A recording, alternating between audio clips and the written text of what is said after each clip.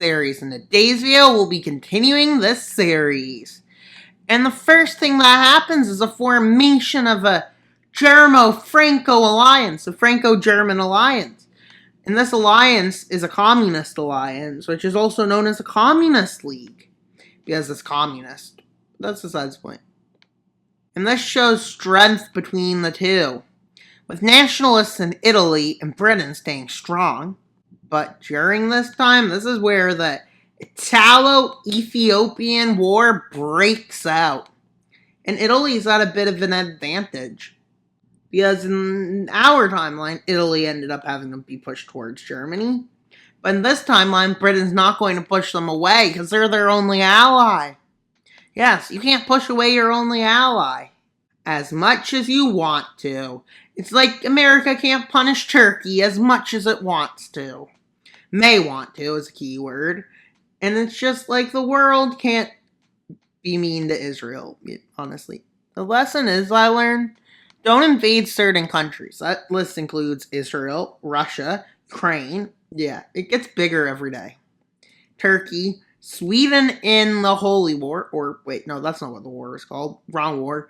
In the 30 Years' War, which was technically a religious war, so I guess it's close enough. Even though it's not. As Ethiopia gets its butt kicked in this war even faster. I don't even know why you would even try to resist them, but yeah. With nationalists. Yeah. Italy is becoming closer to Britain. And, well, not Spain yet. As well, the thing is, Britain is not going to really be able to go after them, so they're in a bit of trouble. With the French Empire being like two separated landmasses, and the French government's in exile, well, let's go to another part that needs to happen. Will it be different? Yes, it'll be the same people. It'll be the same actors, I guess. Let's say this is what Franco has. I don't even know what he had at the beginning of the Civil War, but to be honest, doesn't really matter too much. And well, the communists get supported by France and Germany, as well as by, well, Russia, and, well, a few other nations. But the communists are not supported, but the fascists get supported by Italy. Britain decides to support them, and Turkey decides to support them. You may be wondering why, but Turkey is becoming imperial, as we saw at the beginning of the series in the French Civil War, and has moved towards Britain for many reasons. But the nationalists doing pretty well, honestly. With them getting pushed back, pushing in the south and north. With the French and Germans supporting the communists, they managed to have a little more success than they did in our timeline. But still not much, because Italy and Britain are sending more aid than they did in our timeline, as they want a win for them. With most of the country having fallen for a second time. They get pushed back, but this time the communists, socialists, and stuff in it weren't strong enough. The Commune of Spain couldn't hold back, and instead it collapsed into itself.